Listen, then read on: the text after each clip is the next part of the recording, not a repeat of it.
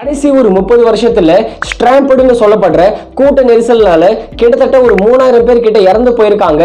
Tsunami வரல, heart attack வரல, எந்த ஒரு பூகம்பமும் வரல. ஆனா வெறும் இந்த கூட்ட நெரிசல்னால 3000 பேர் கிட்ட இறந்து போயிருக்காங்க. அந்த மாதிரி இருக்கிற இந்த கூட்ட நெரிசல் இதுல இருந்து எப்படிதான் நாம தப்பிக்கிறத பத்தி இந்த வீடியோல டீடைலா பார்க்கலாம். Hello friends, welcome back to our channel simply பகஷ். நான் உங்கள் அல்லா பகஷ். கூட்ட நெரிசல் இத ஸ்ட்ராம்படுன்னு சொல்லுவாங்க. இந்த கூட்ட நெரிசல்ல ஃபர்ஸ்ட் நீங்க கூட்ட நெரிசலுக்கு போக தான் போறீங்க, எப்படியாவது நான் அந்த இடத்துக்கு போய் தான் பார்க்கணும் அப்படின்னு சொன்னீங்கன்னா ஃபர்ஸ்ட் நீங்க பெர்ஃபெக்ஷனை ரெடி பண்ணிக்கோங்க. நீங்க அந்த கூட்ட நெரிசலுக்கு போகிறதுக்கு முன்னாடி வெயிட்டான பேக்குகளை எடுத்துட்டு போகாதீங்க. அதே மாதிரி நீங்க செப்பல், அதாவது ஹீல்ஸ் எல்லாம் போட்டுட்டு போகாதீங்க, நார்மலான செப்பலை போட்டுட்டு போங்க. அதே மாதிரி பேக் எல்லாம் நிறைய வெயிட்டான பேக்கெல்லாம் எடுத்துட்டு போகாதீங்க. இந்த மாதிரி கொஞ்சம் எல்லாம் ரெடி பண்ணிட்டு போங்க. அதே மாதிரி நீங்க வாட்டர் பாட்டில் கிட்டத்தட்ட 1 லிட்டர் தண்ணியாவது நீங்க எடுத்துட்டு போங்க. இந்த மாதிரி பெர்ஃபெக்ஷன் எல்லாத்தையும் நீங்க எப்படியாவது கோயிலுக்கு தான் போய் ஆகணும், அதே மாதிரி ரயில்வே ஸ்டேஷன் பக்கமும் போய் ஆகணும், சினிமா தியேட்டர் பக்கமும் போய் ஆகணும். எல்லா இடத்துலயும் இந்த மாதிரி கிரௌடுன்றது இருக்கும் தான், அதை எதுவுமே பண்ண முடியாது. நீங்க அந்த கிரௌடு பக்கம் போனோம்னா இந்த மாதிரி பெர்ஃபெக்ஷன்லாம் எடுத்துட்டு போங்க. இதெல்லாம் எடுத்துட்டு போனீங்கன்னா உங்களுக்கு கொஞ்சம் சேஃப்டியா இருக்கும். அதே மாதிரி இந்த மாதிரி கிரௌடு ஏரியாக்கள்ல யார் யாரெல்லாம் போகிறது தடுத்துடலாம்னா ஃபர்ஸ்ட் ஆஃப் ஆல் கர்ப்பிணி பெண்கள், அதே மாதிரி குழந்தைகள், அதே மாதிரி வயசானவங்க, இந்த மாதிரி ஆட்கள் எல்லாருமே இந்த கூட்டத்துக்கு போறது கொஞ்சம் தவிர்க்கணும். கூட்டத்துக்குள்ளே மாட்டிக்கிடுங்க. அப்போ நான் என்னதான் பண்ணணும் அப்படின்னு கேட்டீங்கன்னா ஃபர்ஸ்ட் ஆஃப் ஆல் கூட்டத்தை போறது நீங்க தவிர்த்துடுங்க. சப்போஸ் அதை மீறியும் நீங்க போயிட்டீங்கன்னா அந்த கூட்டத்துல நீங்க பதட்டப்படாதீங்க. ஃபர்ஸ்ட் ஆஃப் ஆல் பதட்டப்படாதீங்க. அதே மாதிரி வதந்தி செய்திகளை யாருமே பரப்பாத மாதிரி பாத்துக்குங்க. நீங்க எதுவுமே பண்ண முடியாது யாராவது பரப்பனா கூட, ஆனா நீங்க பதட்டப்படாம தான் ஃபர்ஸ்ட் ஆஃப் ஆல் இருக்கணும். அதே மாதிரி நீங்க யாராவது ஓடிட்டே போயிட்டு இருந்தாங்கன்னா ஆப்போசிட் சைட்ல இருந்து நீங்க ஓடி போகாதீங்க. எப்படி இவங்க எல்லாம் ஓடிட்டு போறாங்களோ அதே மாதிரி தான் நீங்களும் ஓடிட்டே போயிருங்க. ஆப்போசிட் பக்கம் ஓடி வராதீங்க. அதே மாதிரி உங்க கையில இருக்கிற போனோ உங்க பேக்கோ கீழே விழுந்துருது, ஆனா அது எடுக்க ட்ரை பண்ணாதீங்க. ஏன்னா நீங்க எடுக்க ட்ரை பண்ணும்போது பின்னாடியில இருந்து வந்தாங்கன்னா உங்களை இடிச்சாங்கன்னா நீங்க கீழே விழுந்துருவீங்க.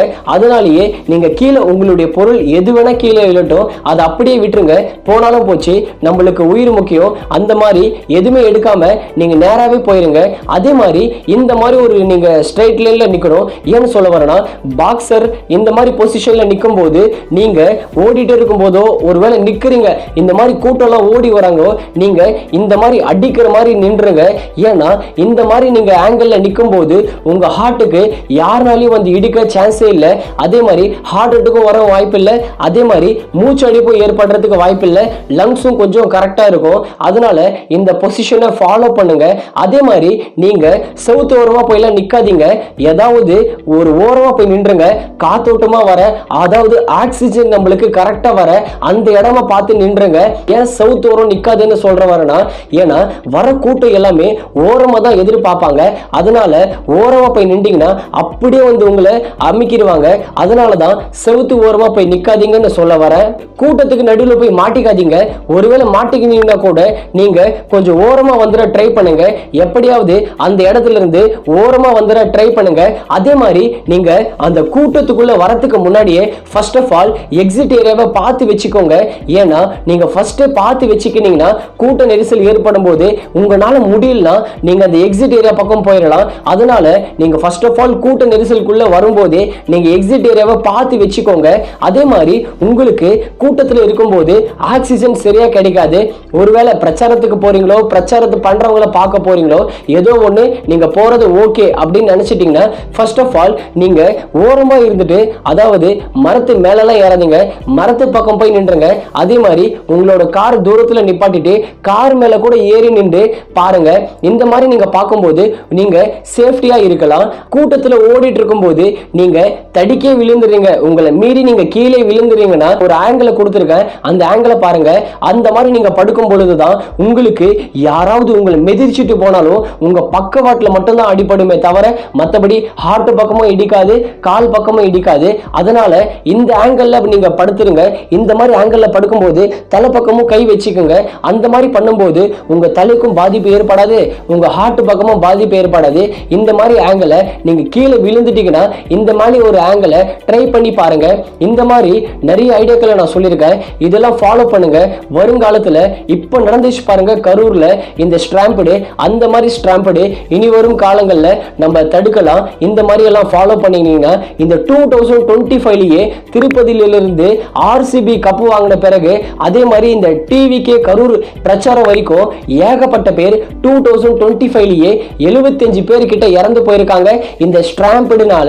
அதுலயும் இந்த கரூர் இந்த ஸ்ட்ராம்படுல தான் 41 பேர் கிட்ட இறந்து இந்தியால மட்டும் இல்லாம உலக வரைக்குமே இது ஒரு பேசும் பொருளாவே பார்த்திருக்காங்க. நீங்க இன்னொரு क्वेश्चन கேட்கலாம், இந்த ஸ்ட்ராம்பட இத கூட்ட நெரிசல் ஏற்படாம இருக்க இந்த கூட்டமே நடத்தாம இருக்கலாமே அப்படின்னு நீங்க கேட்கலாம். அவங்க என்ன சொல்றாங்கன்னா, பிரச்சாரம் நடத்துறவங்க என்ன பண்ணணும்னா அவங்க பெர்ஃபெக்ஷன் பண்ணி வச்சுக்கணும். ஃபர்ஸ்ட் இந்த மாதிரி ஒரு ஐடியாவை பண்ணி வச்சுக்கணும், பேரிகேட் வைக்கணும். அதே மாதிரி மைக்ல அதாவது நிறைய ஸ்பீக்கர் பாக்ஸ்ல வச்சுட்டு மைக்ல பார்க்கணும். அதே மாதிரி கேமரா விட்டு அங்கங்க யார் யாரெல்லாம் மைக்க அடையிற மாதிரி இருக்காங்க, எந்தெந்த இடத்துல கூட்டம் இருக்கு, இந்த மாதிரி ஃபாலோ பண்ணிட்டே வரும். இந்த மாதிரி ஃபாலோ பண்ணிட்டே வந்தாங்கன்னா அங்க நடத்துறவங்க பிரச்சாரம் நடத்துறவங்க இதெல்லாம் ஃபாலோ பண்ணிட்டே வரும் பொழுது அவங்களுக்கு யார் யாரெல்லாம் மயக்கம் அடைய போறாங்க, யார் யாரெல்லாம் வீக் ஆகியிருக்காங்க, யார் யாரெல்லாம் கீழே விழுந்திருக்காங்க அப்படின்னு சொல்லிட்டு அவங்க கண்டுபிடிச்சிட்டு சொன்னாங்கன்னா அந்த மாதிரி ஆட்களை மட்டுமே நம்ம காப்பாத்திரலாம். இந்த மாதிரி எல்லாம் கொஞ்சம் ஃபாலோ பண்ணியிருந்தாங்கன்னா நிச்சயமா இந்த டிவி கேல இப்ப 41 பேர் இறந்தாங்க பாருங்க, அவங்க கொஞ்சம் உயிர் பழிச்சிருக்கலாம். ஆனா இதுக்கு மேல இந்த மாதிரி கொஞ்சம் பெர்ஃபெக்ஷனை ஃபாலோ பண்ணாதான் இழப்புன்றது இல்லாம இருக்கும். இந்த கூட்ட நெரிசல்ன்றது ரொம்பவே ஒரு ஆபத்தான ஒரு நெரிசல் தான். ஏன்னு சொல்ல வரேன்னா 3000 பேர் கிட்ட இறந்திருக்காங்க இது வரைக்கும். கடைசி 30 வருஷத்துல ஒரு சுனாமி இல்ல, ஒரு பூகம்பம் இல்ல, ஒரு ஹார்ட் அட்டாக் இல்ல, வெறும் கூட்டத்துல போய் மாட்டிக்கின்னு மூச்சு விட முடியாம நிறைய பேர் இறந்து போயிருக்காங்க. அதனாலதான் சொல்ல வரேன். ஃபைனலா ஒன்னே ஒண்ணு மட்டும் சொல்லிக்கிறேன், பசங்களை இந்த மாதிரி கூட்ட நெரிசல் ஏரியாக்கு கூட்டிட்டு போகாதீங்க. ஏன்னா பசங்களுக்கும் கொஞ்சம் என்ஜாய்மெண்டா தான் இருக்கும் ஆனா போகிறதுக்கு. ஆனா அங்க போனதுனால இப்ப கூட கரூர்ல பார்த்திருப்போம் பிரச்சாரத்துல கிட்டத்தட்ட 6 குழந்தைகள் கிட்ட இறந்து போயிருக்காங்க. அந்த மாதிரி இழப்புன்றது ஏற்படும் போது எல்லாருக்குமே கஷ்டம் தான். அந்த குழந்தையோட அப்பாவுக்கு எவ்வளவு கஷ்டம் இருக்கும் பாருங்க.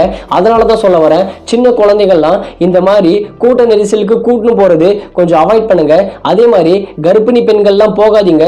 உங்களுடைய தலைவர் அதாவது உங்களுடைய ஒரு ஃபேவரட்டான ஆக்டர் இந்த மாதிரி பிரச்சாரத்துக்கு வராரு, பார்க்க வராங்க அப்படின்னா நீங்க டிவிலேயே பார்க்கலாம், போன்ல கூட பார்க்கலாம். இப்போதைக்கு டெக்னாலஜின்றது நிறையவே வளர்ந்துருக்கு. அதனாலதான் சொல்ல வரேன், உங்களுடைய ஆக்டர் தான், நான் இல்லைன்னு சொல்ல வரல, உங்களுடைய தலைவர் தான், இல்லைன்னு சொல்ல வரல. நீங்க இந்த மாதிரி கர்ப்பிணி பெண்கள், இந்த மாதிரி வயசானவங்க, இந்த மாதிரி ஆட்கள் மட்டும் நீங்க டிவில பாருங்க, டிவில பார்த்து என்ஜாய் பண்ணுங்க. யாரும் போய் நேர்ல பாருங்கன்னு சொல்ல வரல. அந்த மாதிரி தான் இந்த மாதிரி நீங்க நிறைய விஷயங்களை ஃபாலோ பண்ணீங்கன்னா இந்த கூட்ட நெரிசல்ல போயிட்டு இந்த மாதிரி இழப்புன்றது ஏற்படுறது ரொம்பவே அவாய்ட் பண்ணலாம். பார்த்து முடிச்சு நீங்க உங்க ஃப்ரெண்டுக்கு இந்த வீடியோவை ஷேர் பண்ணி விடுங்க. ஏன்னா அடுத்த வர ஒரு உயிரிழப்பை நம்ம இந்த வீடியோ மூலமா சொன்னோம்னா அவங்க கூட்ட நெரிசலுக்கு போனாங்கன்னா இந்த வீடியோ பார்த்துட்டு போனாங்கன்னா கொஞ்சம் அவேர்னஸ்ன்றது ஏற்படும். இந்த மாதிரி அவேர்னஸ் கொஞ்சம் கிடைச்சிச்சுன்னா அவங்க அந்த மாதிரி ஏரியாக்கள்ல கூட்ட நெரிசல்ல போகும்போது அவங்க இந்த மாதிரி ரூல்ஸை ஃபாலோ பண்ணி இந்த மாதிரி ஒரு ஐடியாக்கள்லாம் ஃபாலோ பண்ணி அவங்களுடைய உயிரை அவங்களே காப்பாத்திக்கலாம். இந்த வீடியோ உங்களுக்கு பிடிச்சிருந்தா ஷேர் பண்ணி சப்ஸ்கிரைப் பண்ணுங்க. அடுத்த ஒரு நியூ வீடியோல சந்திக்கிறேன். பாய்.